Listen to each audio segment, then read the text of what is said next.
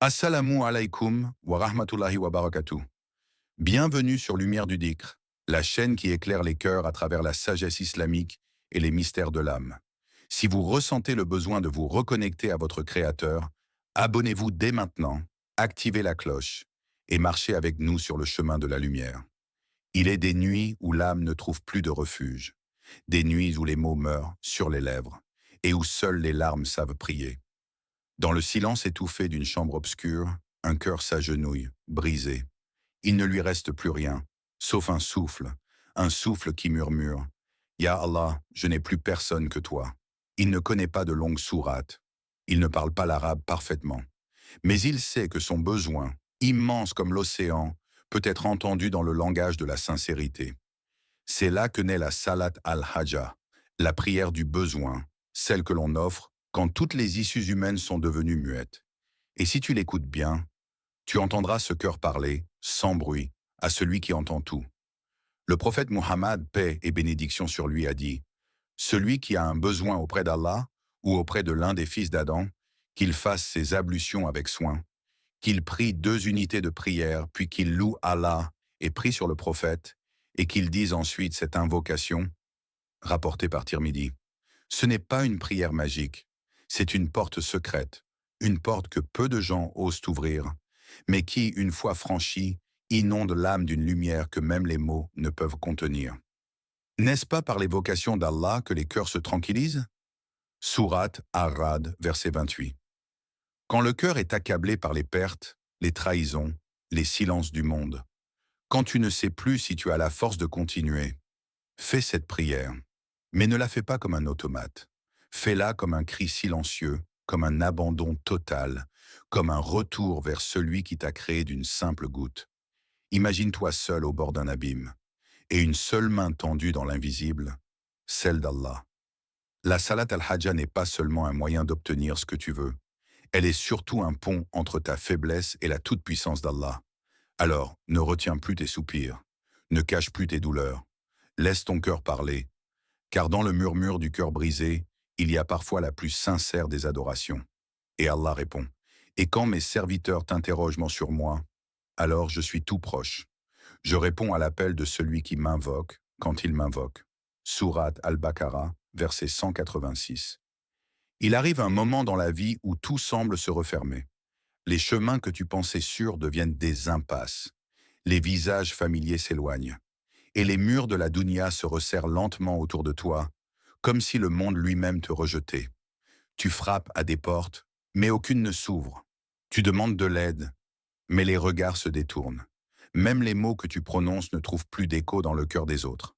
Alors tu t'arrêtes, et dans ce silence lourd, tu te poses une question. Est-ce que je suis seul? Non, tu n'es jamais seul, car quand tout se ferme, il reste une porte qui ne se referme jamais. Une porte qui ne nécessite ni rang, ni argent, ni statut. Une porte que l'on franchit non avec les pieds, mais avec l'humilité du cœur. La porte d'Allah. Celui qui place sa confiance en Allah, il lui suffit. Sourate At-Talaq, verset 3. Quand la dunya t'abandonne, c'est une miséricorde cachée, car parfois, Allah t'arrache aux illusions pour t'amener à la vérité. Et cette vérité, c'est que tout ce dont tu as réellement besoin, c'est lui. La Salat al-Hajja n'est pas une formule magique. C'est un acte de retour. C'est comme dire à ton Seigneur, « Ya Rab, j'ai cherché des solutions ailleurs, mais je reviens à toi. » Cette prière, c'est l'intimité retrouvée. 2 unités de prière au cœur de la nuit. Quand le monde dort, quand les lumières s'éteignent, c'est là que s'allume la lumière intérieure. Tu t'agenouilles, tu poses ton front contre la terre et tu laisses couler ce que tu retenais depuis trop longtemps. Tu ne sais peut-être pas par où recommencer, mais tu sais vers qui te tourner. Car Allah n'a jamais besoin de savoir pourquoi tu viens à lui. Il attendait seulement que tu oses revenir. N'est-ce pas lui qui répond à l'angoissé quand il l'appelle et qui enlève le mal? Sourate An-Naml, verset 62. Chaque porte qui se ferme dans ta vie est un rappel. Un rappel que ce monde est limité, que les humains sont faillibles, mais que l'amour et l'accueil d'Allah n'ont pas de limite. Alors ne cherche plus frénétiquement des sorties. Cherche une direction, celle du tapis de prière. Là où les murs se ferment, le ciel s'ouvre. et dans la nuit, seul, en face de ton Seigneur, tu comprendras que ce n'était pas un abandon, c'était une invitation. C'était une nuit comme tant d'autres, noire, froide, silencieuse. Une de ces nuits où le sommeil refuse d'entrer, où les pensées s'accumulent comme des nuages avant l'orage. Il s'appelait Idriss, un homme simple, discret, presque effacé. Mais ce soir-là, il portait en lui un poids que personne ne pouvait voir. Licencié de son emploi, trahi par un associé, endetté. Sa maison menaçait d'être saisie et sa famille, il ne savait même plus comment les nourrir. Il avait frappé à toutes les portes, les banques, les proches, les anciens amis, mais toutes les réponses étaient les mêmes. Je suis désolé, je ne peux rien faire pour toi. Alors, cette nuit-là, il s'est levé. Pas pour chercher de l'aide ailleurs, mais parce qu'il avait entendu dans une khoutba ancienne quelque chose qu'il avait oublié. La prière du besoin, Salat al-Hajja. Il ne savait pas exactement comment faire, mais son cœur savait. Et ce cœur-là, brisé mais sincère, était prêt à tout.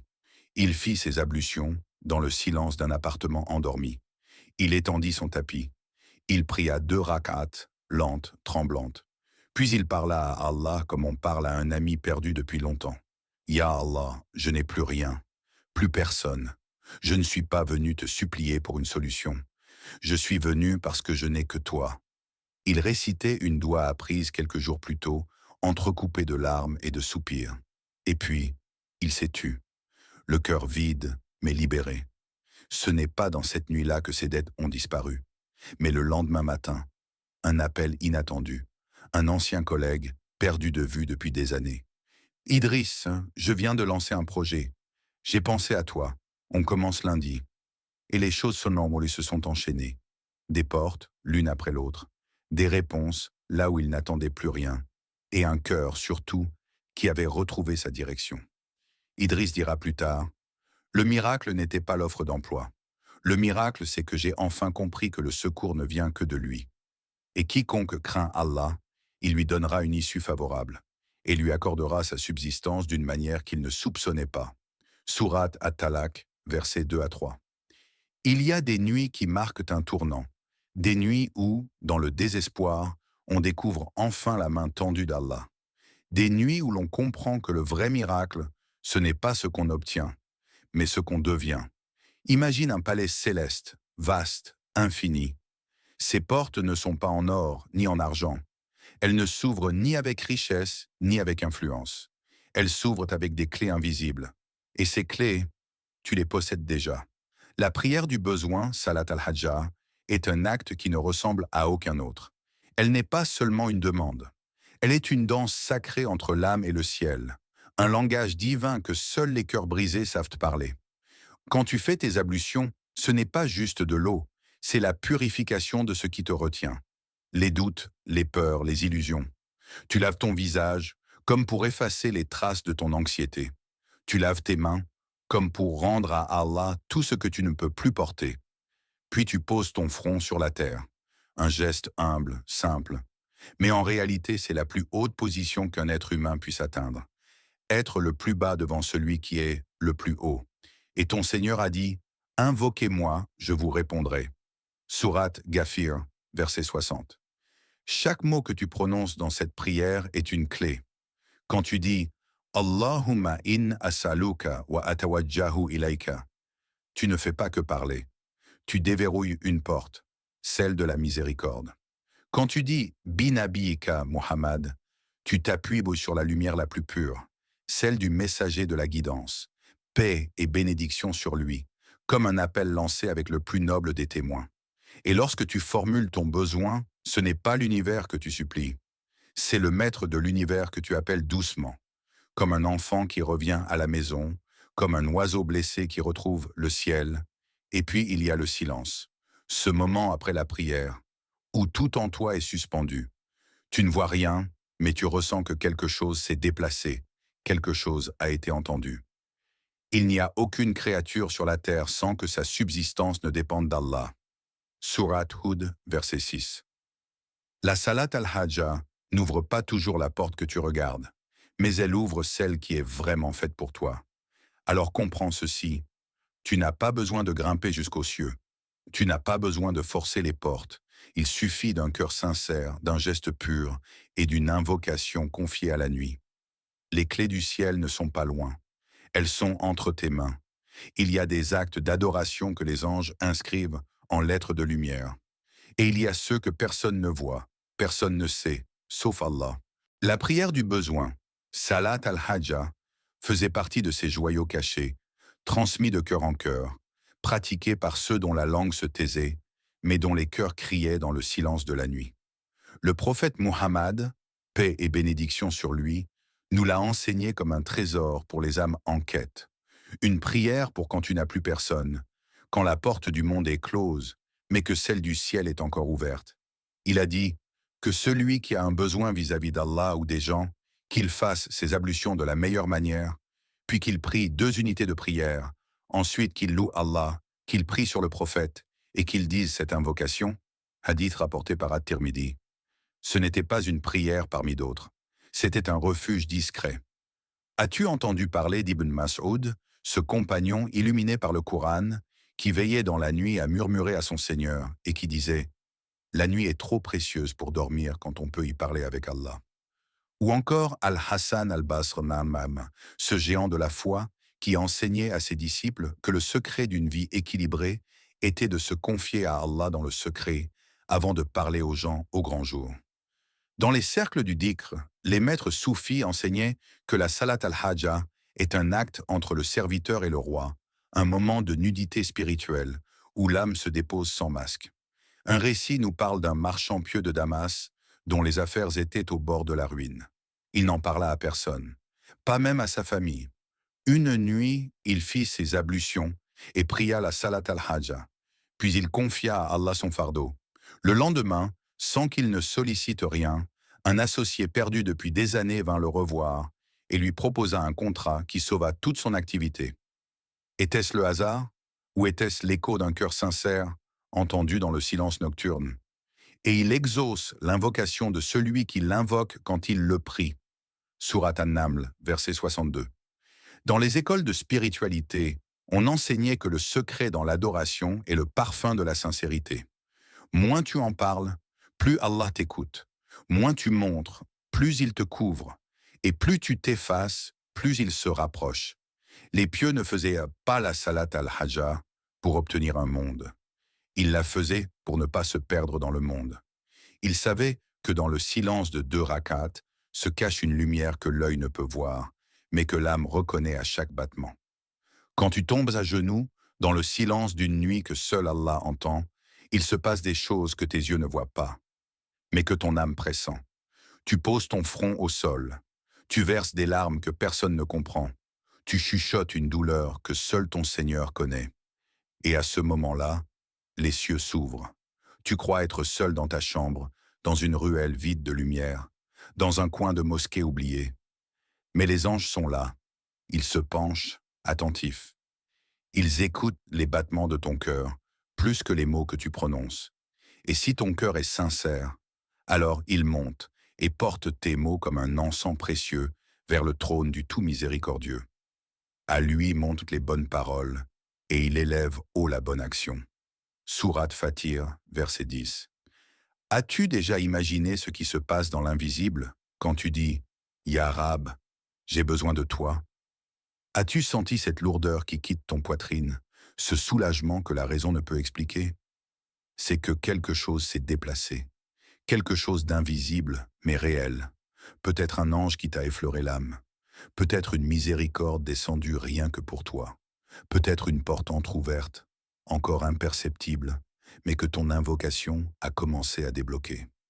Tu n'es jamais plus puissant que lorsque tu es à genoux. Tu n'es jamais plus écouté que lorsque tu pleures en silence. Car à ce moment-là, les cieux se penchent, et le roi des rois t'écoute. Les anges notent chaque mot, mais Allah entend ce que tu n'arrives même pas à formuler. Et si mes serviteurs t'interrogent sur moi, alors je suis tout proche. Je réponds à l'appel de celui qui m'appelle, quand il m'appelle. Sourate Al-Baqarah, verset 186. Tu es un simple être humain, mais quand tu fais la salat al-hajja avec un cœur brisé, l'univers se réorganise autour de ton appel. Le monde invisible commence à bouger, Des chemins sont tracés, des cœurs sont préparés, des circonstances réécrites. Pas parce que tu es fort, mais parce que tu t'es remis entre les mains de celui qui détient tout. Alors, la prochaine fois que tu tomberas à genoux, sache que tu n'es pas en train de t'effondrer. Tu es en train de faire lever des légions d'anges et d'ouvrir des portes que le monde disait closes. Il y a un moment après la prière où plus aucun mot ne vient, où l'âme s'est vidée de ses plaintes et où le cœur ne réclame plus rien. Non pas parce qu'il a obtenu ce qu'il voulait, mais parce qu'il a trouvé la paix dans ce qu'Allah veut. C'est ce silence sacré, ce silence où les larmes se calment et où le cœur se remet doucement à battre, non pas dans l'impatience, mais dans la confiance. On appelle cela le tawakkul. Ce n'est pas l'abandon, ce n'est pas la résignation, c'est l'art de remettre à Allah ce que tu ne peux plus porter toi-même. Après avoir prié la salat al-hajjah, après avoir supplié dans l'ombre de la nuit, vient ce moment subtil où le silence devient ton plus beau dhikr. Tu ne demandes plus, tu ne questionnes plus, tu attends, mais pas n'importe comment. Tu attends avec certitude et place ta confiance en Allah. Allah aime ceux qui lui font confiance. Surat Al-Imran, verset 159. Les plus grandes réponses naissent pas souvent dans ces instants de paix après la tempête, quand le cœur ayant crié se tait et laisse le destin s'écrire sans résistance. Combien de fois as-tu prié et puis rien? Rien dans les jours suivants. Pas de changement immédiat, pas de miracle soudain. Et pourtant, au fond de toi, quelque chose avait changé.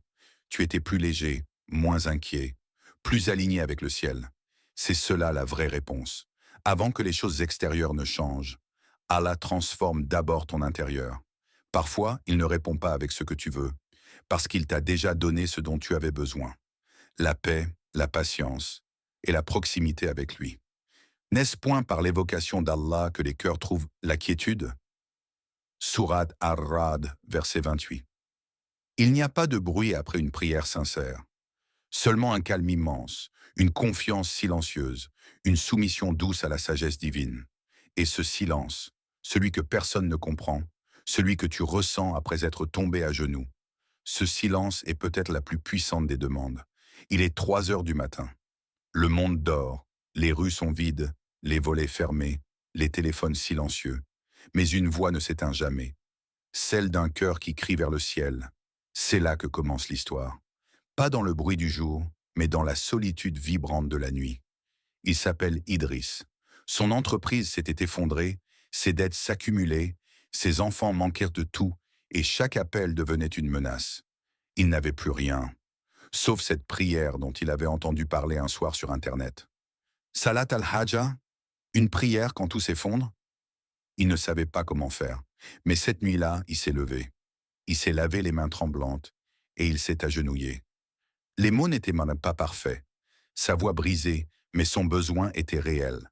Et Allah, lui, ne regarde pas l'éloquence, il regarde l'état du cœur. Une semaine plus tard, un ancien partenaire d'affaires l'a contacté. Un projet oublié, rangé, ressurgit comme une lumière dans les ténèbres.